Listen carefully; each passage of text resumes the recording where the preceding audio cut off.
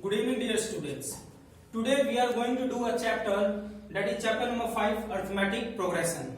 And in this chapter you will find out how to find out sum of an AP. Earlier to this we have done 5.1 and 5.2. So please watch 5.1 and 5.2 video before watching this video.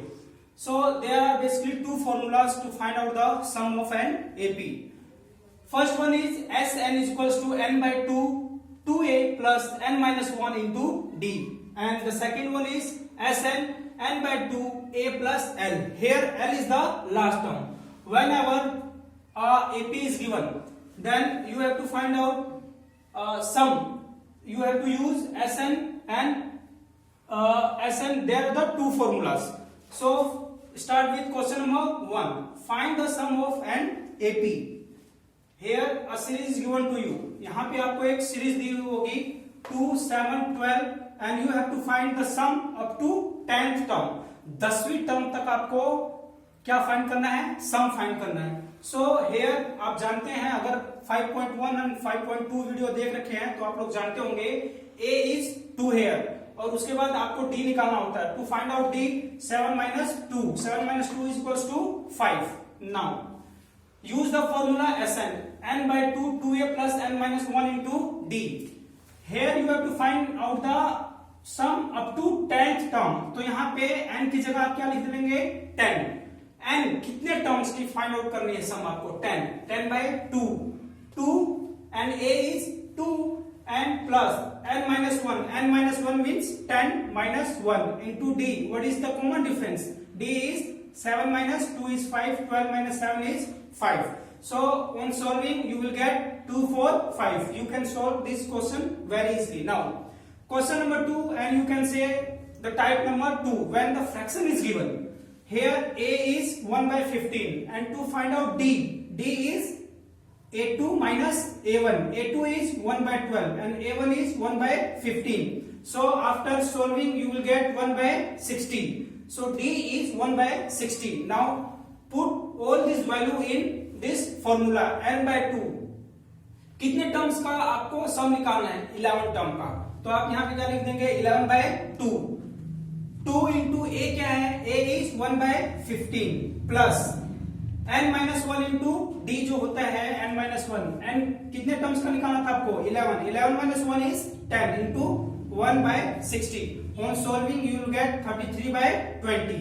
Solve करने में you can find little bit problem. यहाँ पे कुछ नहीं करना आपको. 11 by 2 आ जाएगा.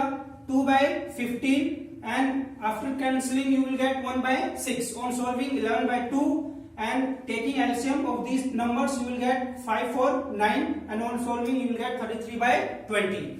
Now another question, and this is for this type of question Sn. When last term of our series is given, find the sum of 1000 positive integers. 1000 positive integers का आपका क्या निकालना है? सम निकालना है. So let S is means अगर हम इसको लिखेंगे, फॉर्मुलेट करेंगे तो ये आएगा 1 plus 2 plus 3 plus 1000 and this 1000 is last term. So as 1000 you have to find out the sum of how many terms? 1000 terms.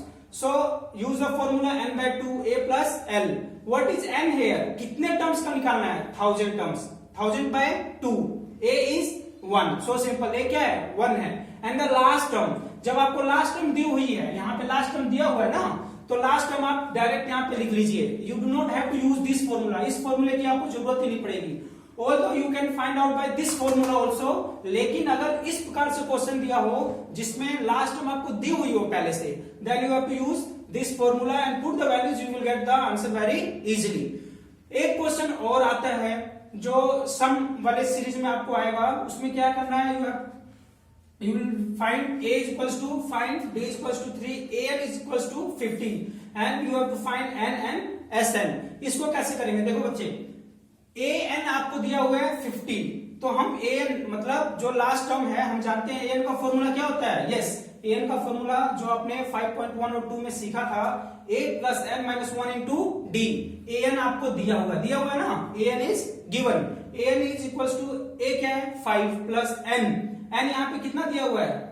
n हमें नहीं दिया हुआ है, we have to find n, n हमें क्या करना है, निकालना है, n माइनस 1 इंटू 3, ये d आपको दिया हुआ है, so put the values, whatever the values is given put in the formula, value रखने के बाद फॉर्मूले में आपको क्या आएगा, n is equals to 16, solve करने में n कितना आ गया आपका 16, अब n 16 आ गया, उसके बाद उसने क्या कहा हुआ, you have to find out the Sn, Sn का मतलब अगर आपकी जो n की वैल्यू आ गई है उसका क्या निकालना है, सम भी निकालना है, तो कितने टर्म्स का आपको सम निकालना है, 16 टर्म्स का, and put the values, you will get the answer, बहुत आसानी से आपको आंसर 440 आ जाएगा।